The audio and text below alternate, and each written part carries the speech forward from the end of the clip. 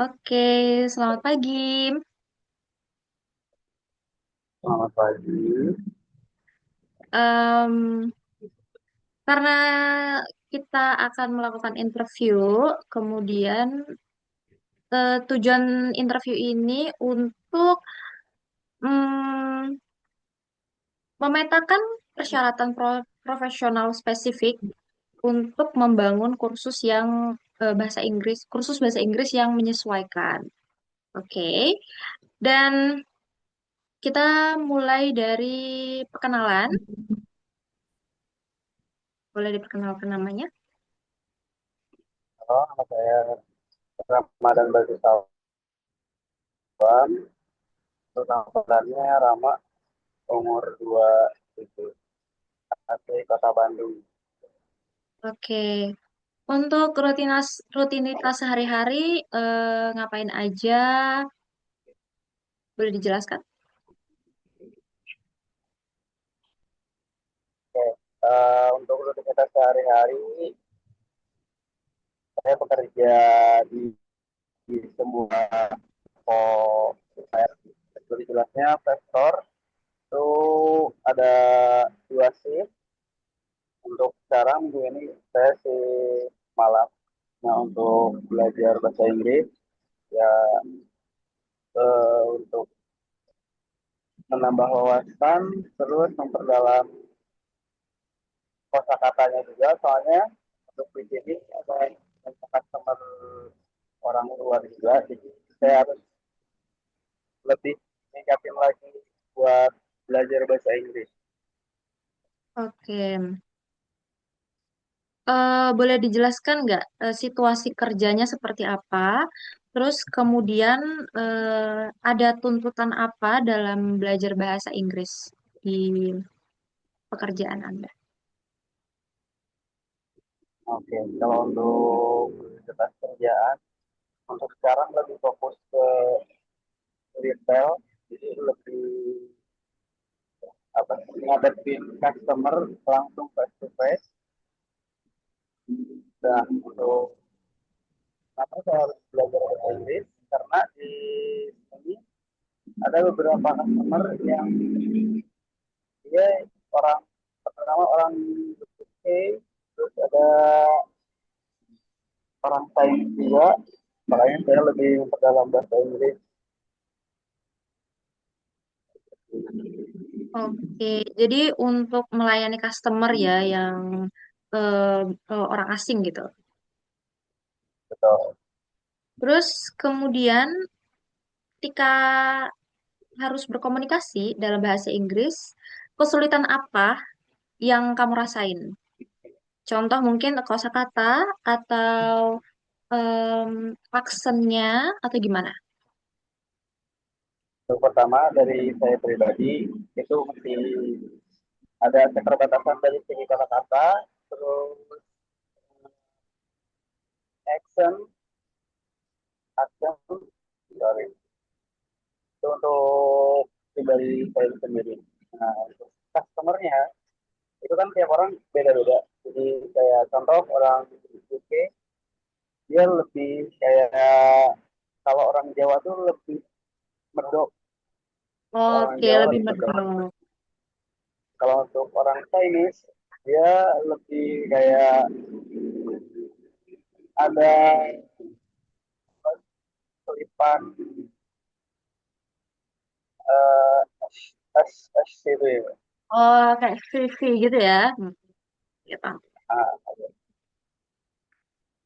Berarti keterbatasannya itu dari aksen, terus kemudian kalau kosakata mungkin minim ya, tapi masih bisa dibantu gitu. Itu gimana? oke okay, ya. Ya. Uh, untuk saya bicara sendiri masih kalau dari rate 100 masih dari tahap 40%. Cuman ketika customer uh, berbicara, pasti saya paham saya omongin gitu. Oh, jadi em, paham tapi bingung mau ngomong apa gitu kan? Terus Dia ngomong tapi contoh ada kata-kata lokal tapi dia ngomongnya lokal, L-nya nggak disebut. Oh, jadi oke. Mungkin ada sedikit mungkin misunderstanding ya di kamunya. Jadi kayak, oh ini kok nggak gini gitu. Mikirnya gitu kan? Ya contoh dia nanya you have brand lokal. Nah ini lokal itu kan baru denger gitu. Nah saya perjelas kan lokal or lokal lokal jadi gitu. Oke, oke. Mm-mm. Lebih ke lintas budayanya ya, lintas bahasanya. Oke. Terus untuk dalam pekerjaan nih, kebutuhan apa kebutuhan apa dalam bahasa Inggris yang dibutuhkan? Contohnya mungkin negosiasi atau presentasi atau nulis email atau gimana kebutuhannya. Nah, untuk sekarang sih lebih ke negosiasi terus presentasi. Kalau untuk negosiasi kita kan harus tawar menawar ya customer datang. Untuk presentasi kita harus menjelaskan bahwa barang itu gimana dan seperti apa, kekurangan sama itu apa. Soalnya karakter customer orang luar tuh beda sama orang lokal gitu. Kita harus dijelasin lebih lagi. Oke, berarti negosiasi presentasi ya. Berarti kalau kayak menulis atau surat menyurat enggak ya? Berarti Ya, Pak. untuk kan lagi belajar bahasa Inggris nih. Yang paling sering kamu lakuin untuk belajar bahasa Inggris itu apa? Seperti mungkin mendengarkan kayak listening gitu, listening atau reading. Lebih sering mana akhir-akhir ini? Nah, untuk sekarang lebih kayak listening, oke, okay. Jalan, terus reading, terus lebih ke pelafalan juga, kayak misalkan kayak si bacaannya honest, terus dibacanya jadi honest, gitu kan? Pronunciation-nya ya, berarti. Tapi boleh So, dijelaskan nggak yang lebih dominan itu kayak listening-nya atau reading-nya?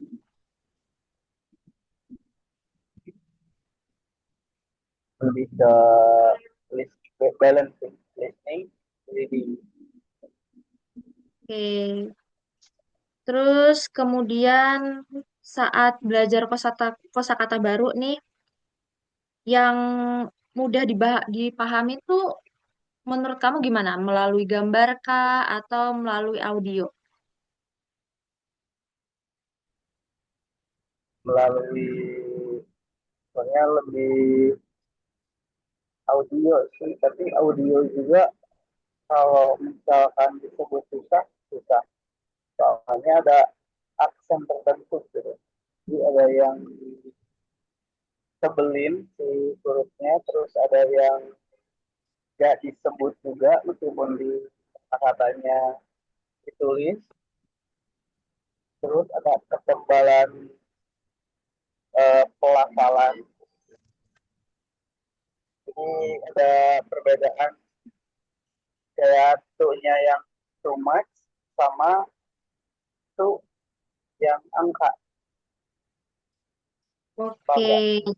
iya paham paham. Jadi eh, agak susah ininya ya, apa namanya, untuk membedakannya aja ya berarti ya, kalau secara audio. Ya, makanya ini disebut tuh mas apa tuh angka dua gitu. Jadi dari segi pelafalannya belum paham banget. perbedaannya. Oke, terus kemudian, hmm, kalau menurut kamu nih, yang kamu rasain gitu, tipe belajar mana yang paling kamu suka? Kayak contoh membaca buku, terus juga atau mencatat, atau lebih suka yang langsung praktik?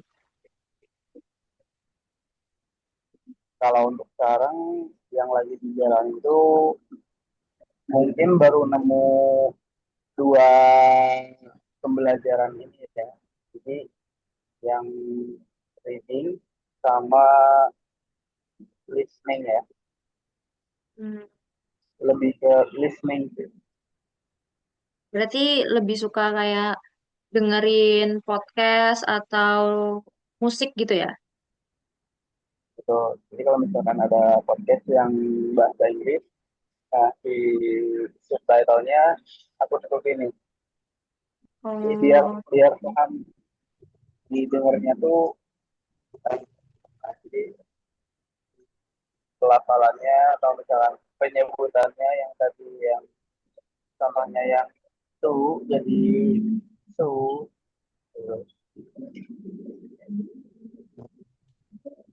terus model pembelajaran apa yang kayak yang paling kamu suka, yang paling kamu nyaman nih? Kayak mungkin kayak apa ya?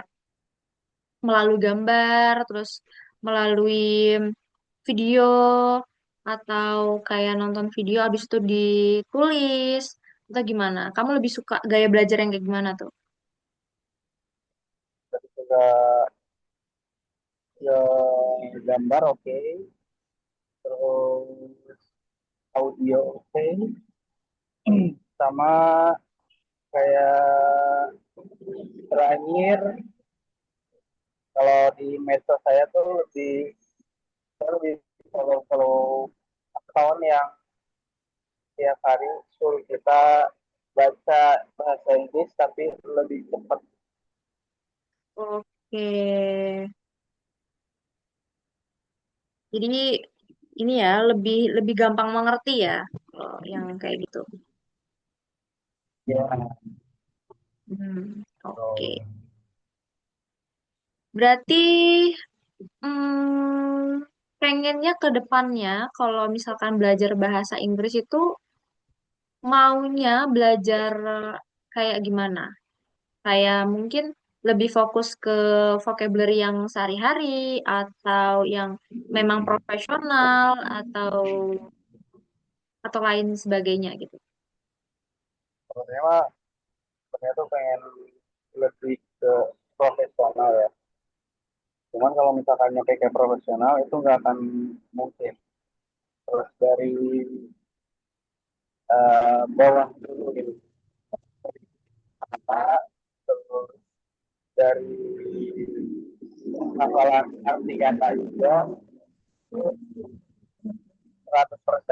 dipahami. Jadi untuk sekarang paling kayak kata-kata dasar dulu. Nah untuk ke profesional mungkin ada butuh waktu lagi gitu buat sampai ke tahap profesional. Tapi pengennya lebih ke profesional.